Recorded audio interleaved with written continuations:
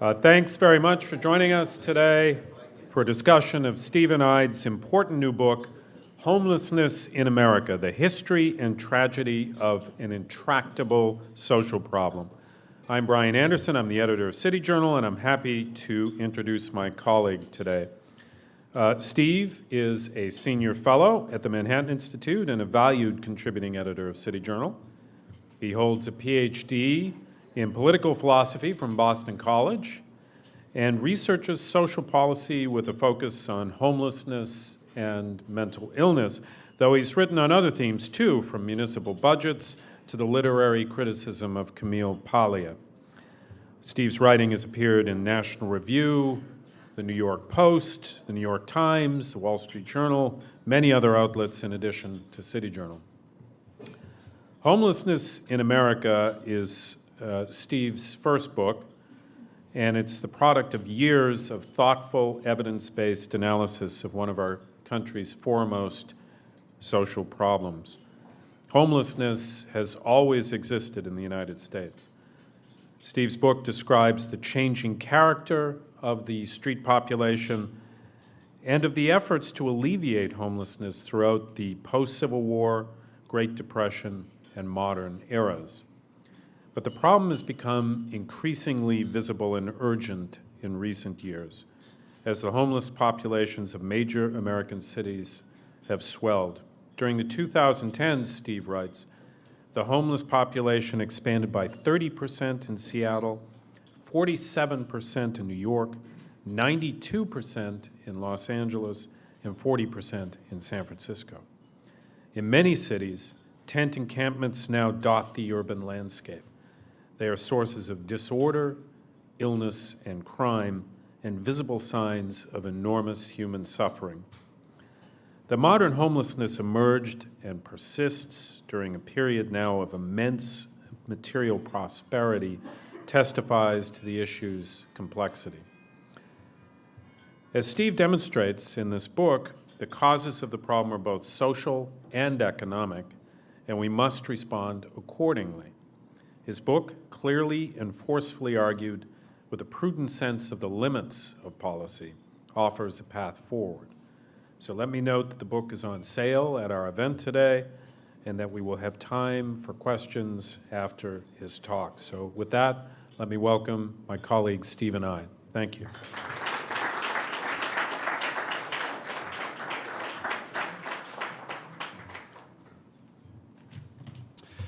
Okay, thanks so much for that, Brian. Thanks, you guys, everyone, for coming. I'm just going to leap right in. I have noticed in coverage of homelessness and public discussion about homelessness, new terms popping up and coming and becoming increasingly used. Instead of referring to speaking of the homeless or homeless people, it's more common to hear people use the term people experiencing homelessness, or PEH. That's a term, by the way, you'll find in official government documents, for example, or the unhoused, houseless, or the most curious one, residents without addresses. Two things strike me about these efforts to introduce these new terms into the conversation. First of all, the same group who wants us to use these new sort of more PC in their view terms are actually the group who invented the term homelessness way back 40 years ago. Okay, as many of you probably know, before 1980, you didn't hear much talk about homelessness. I mean, we talked about poverty, many other pressing social challenges. That term didn't have the currency it has now, and it was pushed into the public debate by the advocacy community. And when some of these people had tell sort of these old war stories about why they like this term homelessness as opposed to former terms bum, vagrant, derelict, they're perfectly open about the fact, and I have these references in my book, that it was more helpful to our agenda. Whether or not it was really the best term, whether it fit the phenomenon, we had an agenda, generally speaking, more support for government housing programs, and homelessness was just a better tool to further that end. And so now they're saying that term that we wanted to use 40 years ago, actually not that one, use these other ones now. So that's a little disorienting. The second thing that strikes me about these new terms that we're seeing more commonly used is they do nothing to fix the basic problem with the term homelessness, which is its abstractness, the way it's this umbrella nature, the way this term groups victims of domestic violence, ex-offenders leaving prison, people with untreated schizophrenia who decades ago would have been institutionalized, people addicted to fentanyl and meth on the streets of Tenderloin. Very different problems. We're going to need to do very different things to help these people. But they're all, what's the most important thing to know about them? They're all homeless. So let's just focus on that. Most people understand in order to really get headway with any of these problems, we need to break through the abstractness of that term. And so that's what I'm trying to do with my book. That's what I tried to do in my book. But break through the abstractness of that term homelessness to bring the problem really into focus. What is the problem? What are we up against now? To try to parse the principal causes from the associated problems. I mean, whenever you're researching any of these social policy challenges, you always are kind of dealing with the soup, right? I mean, crime, unemployment, behavioral health, family breakdown. It's very difficult. They're all entangled with one another, but still, if we're trying to develop concrete policy solutions, you got to push through that interconnectedness and try at least distinguish the really principal causes, principal problem aspects of the problem with the associated problems. So that's what I'm trying to, I tried to provide a kind of guide to the perplexed for homelessness, right? Like you've got questions, I've got answers, so you want to know how it connects with gentrification, immigration, what is people living doubled up. I take a passage of those problems, but I'm really trying to bring the problem into focus. What is distinct about what we're up against now versus what was the case in previous eras? So this is a historically informed analysis of homelessness, but also paying attention to place. Why is homelessness worse and different in some eras versus others? And why is homelessness worse and different in some places versus others? Those are my book's two guiding questions. And so today I'm going to talk about the history, and then I'm going to really bear down on the modern homelessness crisis, four major parts. Then the four major parts are unstable families, public disorder, housing, and mental health. Okay, but the history first. All right. The history of homelessness in America I see as breaking down into three basic eras. The Romantic era, lasting from the Civil War to about the Great Depression, the Skid Row era, post-war to about 1980, and then the modern homelessness era, which we're in now. I don't see modern homelessness as changing in really big ways between 1980 and 2022. Okay, the Romantic era first. So cast your mind back to the post-Civil War era, really a time of wrenching social and economic change. I mean, people who lived through this era just lived through change that none of us will experience in our lifetime. A lot going on. The two things that are going on of most importance to our story are the development of the railroads and the prodigious labor needs America had at that time. So the development of the railroads, coast to coast, all over North America, that enables, of course, cheap and rapid movement of people and goods. New markets get opened up all over the continent, and farmers in the West realize that they can sell not their beets or whatever, not just to like the general store owner or the farmer in the next town over, but to markets all over, to the East Coast, because of the railroads. To farm more aggressively, they need labor, and the pre-modern homeless meet that labor need. You had at this time very large hordes of the wandering poor or placeless men. This is one way we can think about it. The homelessness always has been a problem of placelessness. It's not just that we're talking about poor people, but that they have no defined place in a family or community or social order. There have always been placeless people going back to the Bible, Greek tragedy, but in America, 19th century, no one had ever seen like the scale of this level of placelessness that they saw developing in the 19th century. They're getting around on the railroads. You probably have heard this term, riding the rails. The technical term actually was not riding the rails, but riding the rods, okay? So the best option for freight hopping is to find an empty boxcar. If that option wasn't available to you, you would sort of jury-rig this situation in the machinery underneath a train car, and that was called riding the rods. It was a very, very dangerous business, as you can imagine. The Federal Interstate Commerce Commission kept detailed records of the number of deaths and serious injuries on railroads in the 19th century. And we're talking about thousands of people per year at the peak era getting seriously harmed or killed riding the rods. But despite this danger, you just couldn't keep guys from doing it. I mean, they were like everybody was heading out to the west, hitching ride to go work with the seasonal rhythms of the agriculture industry. Then there are many moralistic tracts from the early 20th century about scolding mothers, don't let your kids run off, hit the road. I know they want to, but they're just going to be chased around by railroad police, thrown in jail, they're going to die. Don't let them do that. But people kept doing it. There was this really developed counterculture, and this sometimes called tramp culture, very similar to the beat culture, hippie culture, jazz culture that we're more familiar with. They had their own songs, their literature, developed people like Jack London, most famously, were just fascinated with these guys. Some of them essentially achieved nationwide fame, but Jack London was not the only one, and their own lingo. Any book about homelessness at this time, many of them feature an appendix at the very end with a glossary, all these terms that these guys developed to talk about their lives and themselves. Most of those terms are totally unfamiliar to us now, but three that survive that somehow, for some people ring a bell: hobos, tramps, and bums. These are very distinct categories: hobos, tramps, and bums. Okay, hobos were men who moved around and worked. Tramps are those who moved around, didn't work so much, got around by their wits. And the bums were the sort of retired, disabled, broken down former hobos and bums, didn't work, didn't move.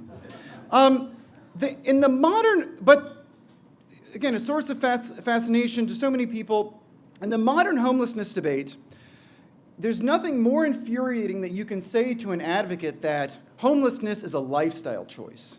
Those guys are on the street because they want to be, they have options, they're taking this one. It just drives people crazy.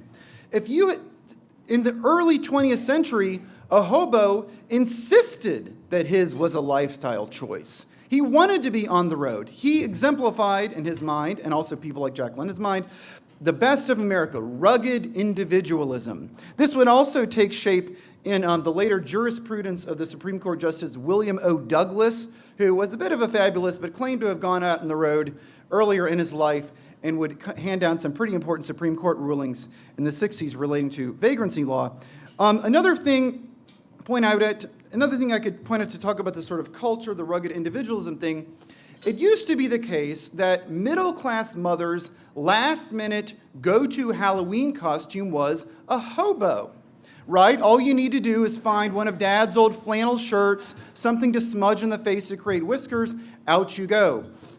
You don't see that anymore so much, mostly because of political correctness. But why did it last so long? Because a hobo wasn't aggrieved by the idea that you're making fun of him. He was proud to be a hobo. He loved to tell you all those stories on the road. That's why it hung on for so long. Okay, so, and if this era, the Romantic era, the Tramp era, eventually comes to a close. The West gets more settled. The labor market just gets more rational and organized. It ceases to be the case that you lose one job, you got to move to a city to find another job. Progressive reformers, economists really disliked the labor market in the late 19th, early 20th century. It was just messy, inefficient. So they start proposing policies to give it more structure.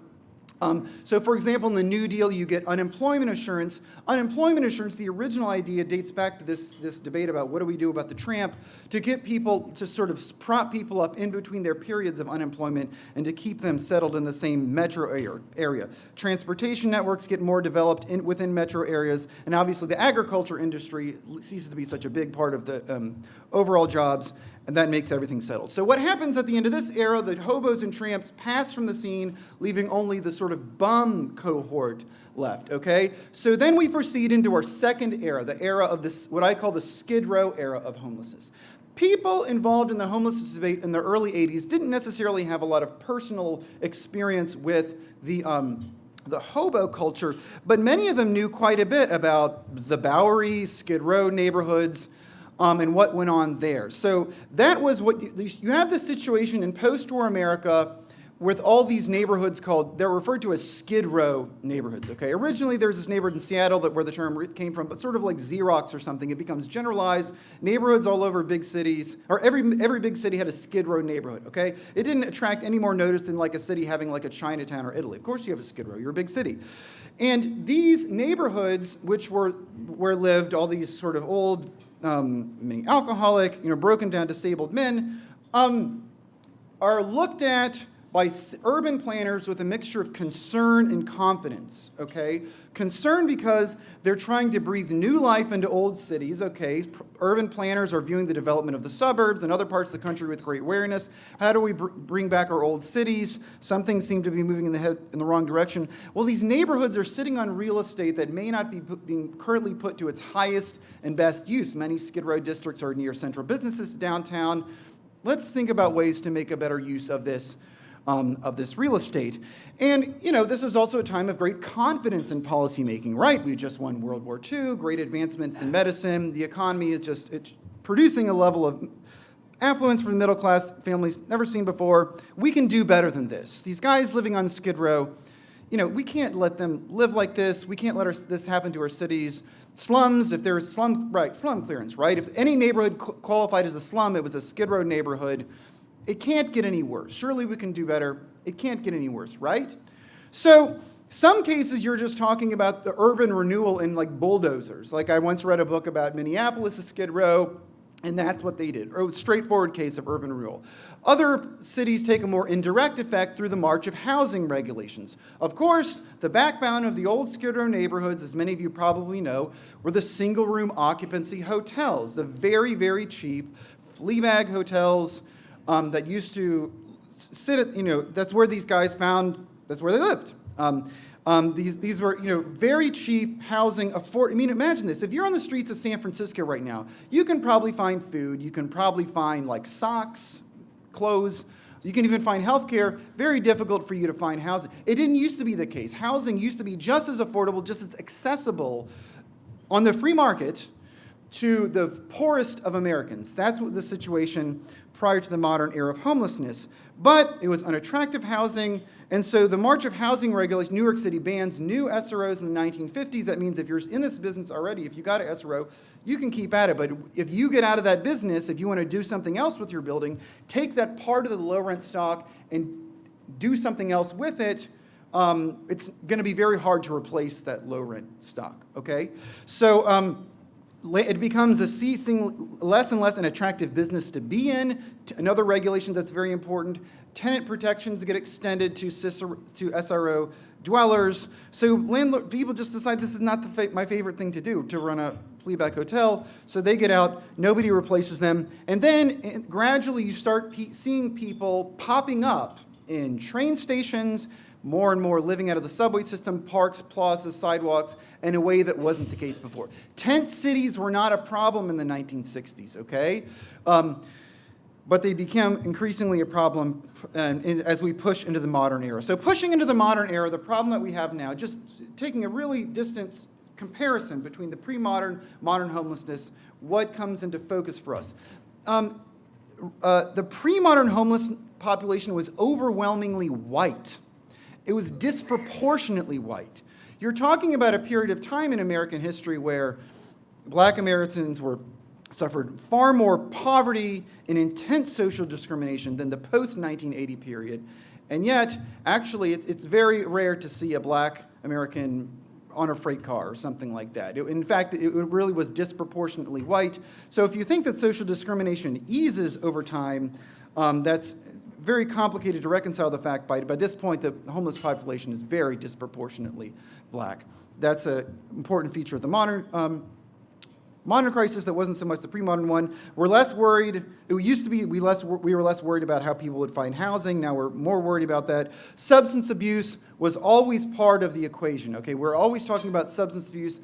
The drugs weren't the types of drugs people were concerned about in LA and San Francisco, not as much. That wasn't their concern in the 60s. But alcoholism just defines Skid Row. So that has been a constant.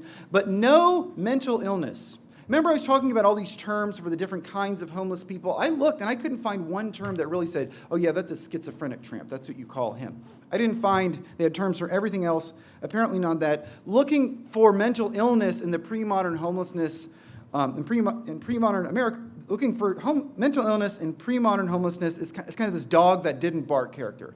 It's just very difficult to find, and so that then it connects with the story of deinstitutionalization, and more we see mentally ill people defining the homeless population. Two other things that go on, big developments in the modern era. We developed these custom-designed homeless services systems. Okay, so you have the New Deal, the Great Society, big government programs are built up, agencies that deal with all kinds of problems, workforce development, big education agencies, mental health services. But until the late 80s, early 90s, you don't have something like the Department of Homeless Services in New York City, okay? Or programs that HUD runs at the federal level that were specifically from homelessness as distinct from these other overlapping problems. Those programs and agencies come online, and they then embrace a philosophy that's known as housing first, especially in the 2000s. That coincides with this effort that actually the George Bush administration got going called the Campaign to End Homelessness. This philosophy develops that we know how to end homelessness. It's by giving homeless people subsidized housing. Although it's understood that homeless people have other problems, you get the housing in place first, and then you'll just work on the other stuff later. We prove this is how you do it, so everyone kind of get in line. By this point, that has been in place for a long time. It's very difficult to meet people in homeless services who are not on board with the housing first philosophy, but we're also now living in a time, although we're 20 years into the campaign to end homelessness, we haven't ended homelessness, and there's a lot of public dissatisfaction about the status quo and how things are being going. So now some people are assessing this housing first philosophy. Now, but just to shift, so I've kind of talked about in broad strokes my view of how the history informs the history. Now I want to bear down into what we're up against now, the four parts of the homeless crisis now. The first thing, I have a chapter about families. There wasn't, before 1980, you really weren't talking about homeless families. Homeless families now in America, you're talking overwhelmingly about people who live in shelter. New York City has a huge homeless family population. It's most of the homeless population in New York City. Something like 25-30% of all homeless families in America live in New York City. This is, when I'm trying to understand how these things develop, why they are so distinctive to the modern homelessness situation, I'm comparing different places, different cities, and also different periods. So the homeless family problem is just extremely connected to the single-parent family problem, okay? So that is something that develops in the latter decades of the 20th century, and homeless families develop. There seems to be a connection there. So you can say, well, why does New York City have so much more homelessness than Detroit?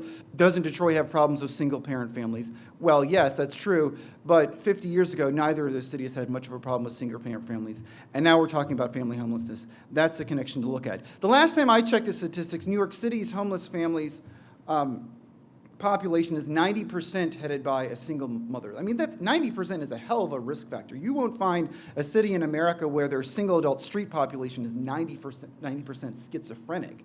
Okay, so that's a pretty important risk factor. I don't know what to do about this problem, but it's sometimes overlooked, I think. Mental health. So talking more about mental health, as everyone is always wants to know about this.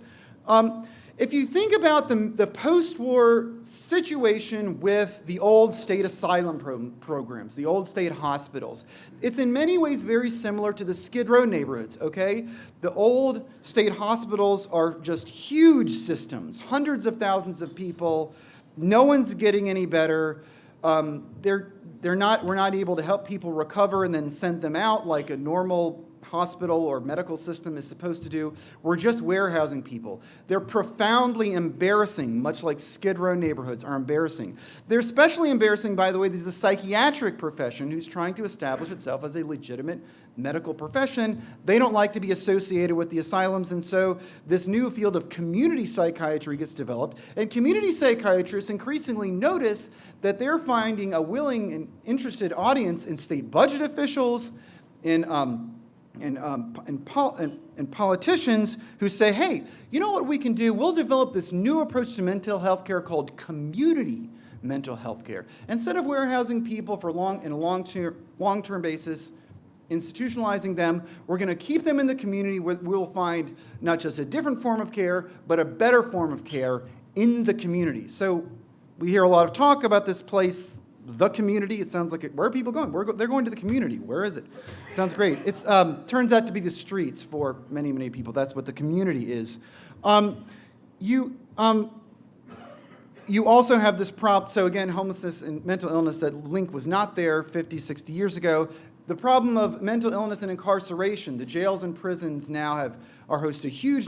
So the city jail system in New York City is host to about 900 seriously mentally ill people. The largest mental hospital in New York State has something like 300 patients. So a far larger population in the jails and prisons of mentally ill people now than in the hospitals, and that was not the case 50, 60 years ago. One way to think about what happened is, like, if you think about the deinstitutionalization, it happens in waves. In some cases, you were just talking about sort of senile old people who didn't have anywhere else to go. There weren't nursing homes available. I have a great-grandmother who lived out her last years of dementia in Eastern State Hospital in Williamsburg, Virginia, because where else was she going to go? So, okay, those people can be somewhere else. But then when the baby boom wave hits, okay, so you're talking about like late 60s, 70s, they're reaching the age when serious mental illnesses like schizophrenia developed.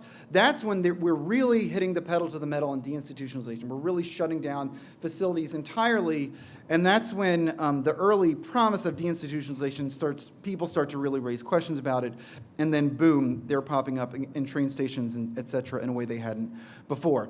So I've talked about families, talked about the mental health question. The other two I want to talk about are public disorder, policing, and housing. So when you have it used to be the case, you're familiar with the work of the scholar James Q. Wilson. One of James Q. Wilson's big points was always that if you had this idea that police work has always been about catching the bad guys, that's just historically extremely uninformed. Police have always been responsible for order maintenance. That's always been most of the job. And certainly the history of homelessness bears this out. Police used to have stronger powers to manage behavior in public places to maintain order. The vagrancy law regime persisted for a long time, dates back to like English common law. You could arrest people based on their vagrancy status, not because they necessarily had done something, but because they were a vagrant. You don't want to be arrested, don't be a vagrant. Well, that comes into draws scrutiny in the 60s as people like William L. Douglas take a close look at that. That struck down. And so this level of discretion that we used to trust to police to manage neighborhoods. So if you think about the situation, the Skid Row hotels, the very cheap hotels, the SROs, that exerts this pull effect into these neighborhoods. And also the police are there to kind of push them and create these kind of disorder containment zones. You want to behave in that certain way, we'll tolerate a little bit more inside these places, but don't stray beyond these boundaries. There was more tolerance for that approach back in the day, but when we decided we didn't want to do it that way anymore, there was no change to the expectations we placed on police to manage order, but we had to develop different tools for them to deal with it. This is, of course, very prominent now in California with the recall of the district attorney last week. To some extent, the policing response to public disorder, to some extent, you're talking about like sit-lie ordinances, laws against rules about whether or not you can sleep on the streets or not. But to some extent, you're just talking about broader criminal justice questions about drug laws and so forth, and whether or not it's bad to arrest people for drug dealing. And that's what the intersection that California is working with. Within the letter of the law, you kind of need There's an important federal court ruling called Martin v. Boise that came out a couple years ago, which basically says, okay, if you want to enforce something like an anti-sleeping in public ordinance, that's fine. You have to give people options, meaning you have to invest big time in shelter. You got to give people an alternative to the streets if you want to prohibit sleeping on the streets. New York invests crazily in shelter. California, not so much, and so it's becoming very difficult. But many people understand this philosophy. It's like, okay, police work, social work, it's not an either or. We should be doing both. The problem you run into, though, is that You end up doing a lot on the social front, a lot of investment in homeless social services type solutions, and yet nothing ever seems to much change on the enforcement end of things. It's very similar to immigration. Okay, so immigration, people say, why can't there be this grand bargain? One side gives a little bit on the amnesty angle, the other side gives a little bit in enforcement. Isn't it just that simple? If only politicians weren't so ideological. It's just that simple. Well, the reason why that doesn't happen is because, as people involved in the immigration debate know, we tried grand bargains like that in the past. They resulted in a lot more amnesty, not much more enforcement, and that kind of poisoned the well for future grand bargain approaches. And to some extent, that's what California is grappling with now. There's no question that California is going to keep pushing forward a lot on investing in housing and social services. What is California going to do on the enforcement front? I think none of us know the answer to that. Housing. Okay. Housing. So you hear homelessness is a housing problem. Housing. This is a claim, the progressive claim, that is backed very strongly by the academic literature. Okay? So there's a lot of academic literature that shows that if you are in a city with a very, very tight rental market, small number of vacant, low rent units, you're at much bigger risk of homelessness. Okay, so Detroit, Mississippi, really, really poor places. Places with a lot of crime, lot of social dysfunction, a lot less homelessness in those places than San Francisco. That's probably not because Detroit's mental health system is so much more effective than San Francisco's mental health system. Housing is probably... So that's the story there. And, but if we apply our time test, so it passes the place test, if we apply our history test, that's helpful for understanding what happened with housing. I touched on it earlier with the regulation that killed off the SROs. The story of housing, the history of housing in America, kind of boils down to much higher quality, less affordable. It's all there. That's what happened. So housing standards march higher up, and so, but those options that people used to rely on, they disappear and they never get replaced. If you really want to, so where do you go with the idea of homelessness as a housing problem? I agree. It's backed by the literature. It's backed by our experience of, Mississippi versus San Francisco. What do you do with that? Well, in the housing first understanding, what you do with that is a big investment in permanent supportive housing, which is essentially a form of subsidized housing for the homeless population. And it turns out that if in a housing market, it's very difficult for a private landlord to rent out a unit to a very, very poor person, it's going to be very difficult for government to build enough of those units too. It's the same market dynamics that come into play. I have visited, so in California, there's this program called HHH, $1.2 billion investment in permanent supportive housing.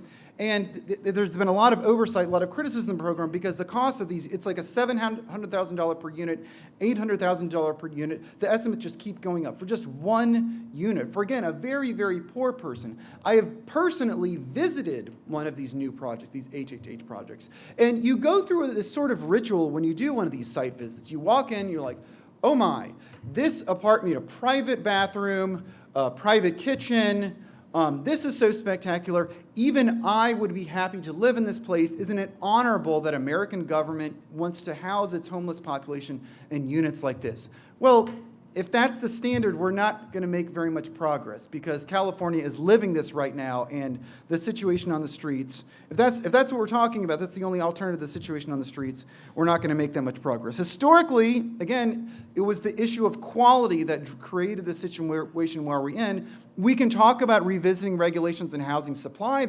My colleagues have a great deal of interest in that, and that could be an important thing to do for a number of different reasons, not just homelessness, but if we're not somehow talking about quality, not thinking about what are we comfortable with people living in, I'm not sure it's going to make very much of a difference on the street with the homelessness crisis.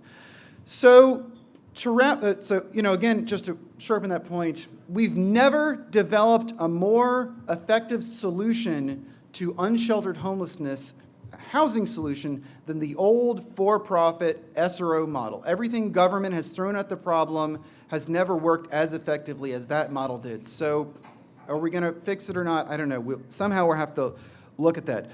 To wrap up, one last point. So the subtitle of my book has history in it, and it also has tragedy in it. The reason why I like the word tragedy is, we're talking about the unintended consequences of good government form, right? Mental health front, policing front.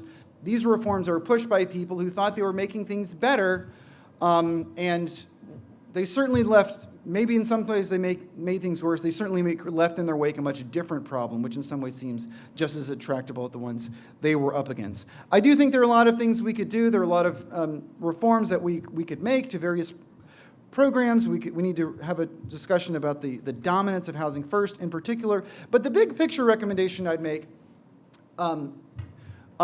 is rethink this idea of standalone homeless services systems, okay? So what we could do is take all the resources that are now controlled by these systems that we say are for homelessness, as distinct from all these other problems, take those resources and give them to mental health agencies, addiction services, workforce development agencies, even education departments, and say, okay, you guys are working on a real problem, academic underachievement, mental instability, addiction, unemployment. That's your goal. But sometimes to meet that goal, to help some people achieve that goal in their lives, you need a residential program to put that in. Okay, so we will give you these residential resources to work on those goals instead of having homeless services, because in homeless services, it's just always going to be kind of vague what they're supposed to do relative to these other problems that we're going to expect agencies to make progress on.